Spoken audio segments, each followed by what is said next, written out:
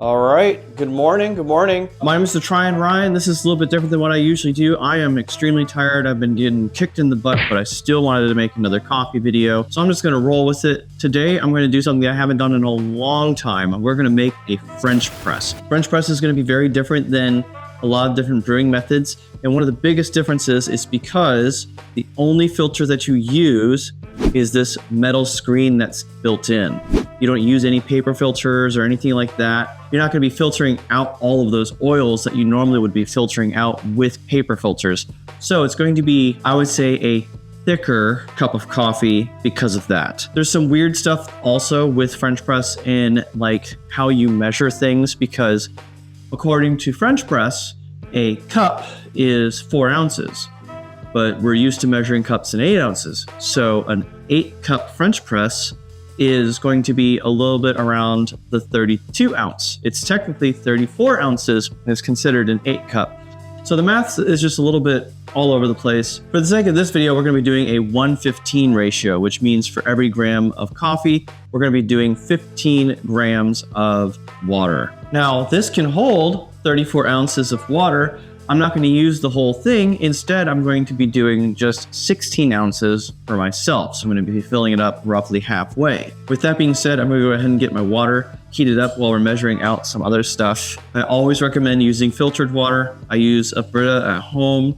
Otherwise, if you're at a coffee shop, you probably got some heavier duty 3-stage up to 6-stage water filtration that you got going on. The biggest reason for the filter is so that you're taking out any of those harder minerals that might be in there, so that you have a cleaner cup of coffee in the end. And also it doesn't build up so much in the kettle. So we're gonna measure out some coffee here. So I need 16 ounces of water.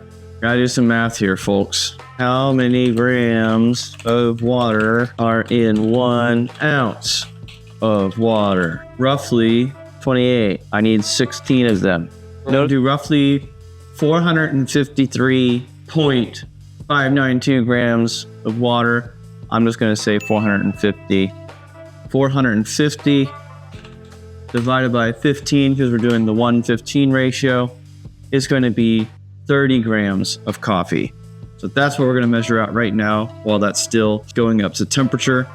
You want your water to be temperature 195 to 205 degrees Fahrenheit whenever you're dealing with coffee. That's the prime range. So I just have mine set to 205, so it's at the hottest point. So that way it cools off over time. So I'm going to measure out the 30 grams. Today I'm using a Brazil bean, which I don't think I've used Brazil for French press before. So this is also going to be interesting in that sense as well, because it's going to be a different taste. Make sure you set up your grinder to be as coarse as possible. All right, I'm going to put my beans in. So these should be really coarse, bigger chunks than what you're used to for most pour overs or most coffee methods. Most coffee methods are going to be right around the medium to fine realm, whether you're doing Clito Wave or Chemex or anything like that. So with a French press, it's going to be coarse coffee because, again, you only have this metal mesh to filter it out. So we're going to go ahead and pour that into the French press. Set my grinder out of the way. Set the beans out of the way. I'm going to be measuring out my 450 grams of water.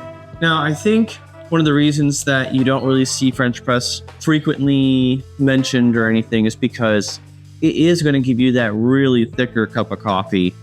Some might even say muddier because the oils are still in it. So it's going to give a completely different texture than any other type of drip or pour over method, especially if you go with something like Chemex, which uses a triple thick filter to be able to really get out oils and make it almost tea-like. You like a strong cup of coffee, this is a good way to go.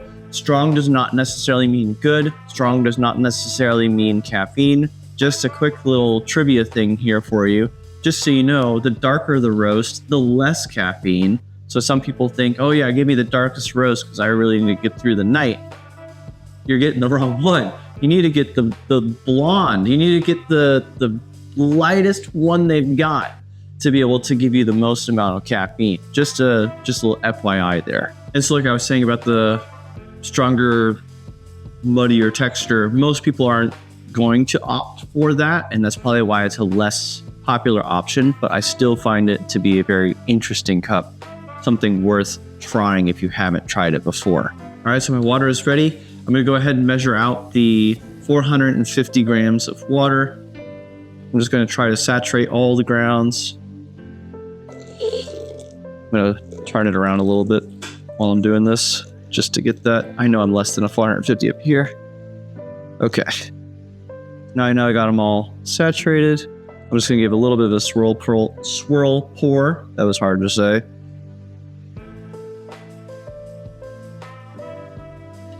All right, I got my 450 grams of water. Set my kettle back down. And now we set a timer for 4 minutes and let it steep. And while you're letting it steep, you're gonna wanna put the top in. Now there is a little vent on one side and there is a blocker on the other side. So I'm gonna put the blocker towards the spout so that way it holds all the heat in there. So you just want it set on there. You don't wanna press it down yet. You just wanna let it steep for those 4 minutes. So it's been 4 minutes. Now we can slowly press everything down. And that's why it's called the French press.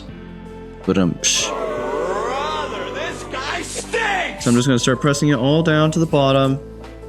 And that's what's filtering out all of the grounds.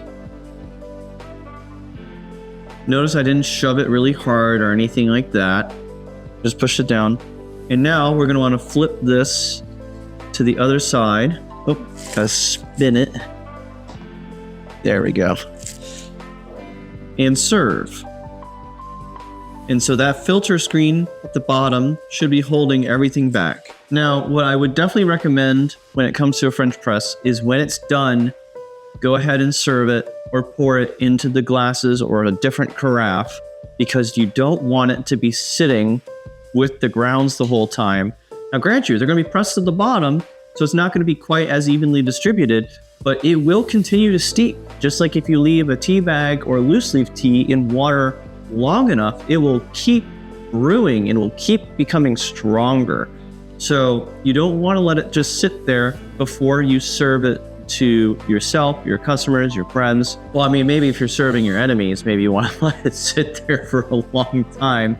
It's just gonna be so bitter that they won't wanna drink any of it anyways. They're gonna think it's poisoned, but it's not. So anyways, that's the gist of the French press. At some point, I'm gonna make another video about how to deep clean your French press. And that way you can either do it through household materials or through a chemical called Ernex. Thank you so much for tuning in and checking it out. My name again is thetryinryan. I've been dealing with coffee for the past decade. And I would love to have you along for my journey, and I would love to hear about your journey. Please feel free to let me know if you have any questions, put them in the comments. Otherwise, if you'd like to follow along, please give me a subscribe or follow, and I would love to have you along. So thanks again. See you guys next time. Smells like coffee. Tastes like coffee. I'll get drinking this and start my day.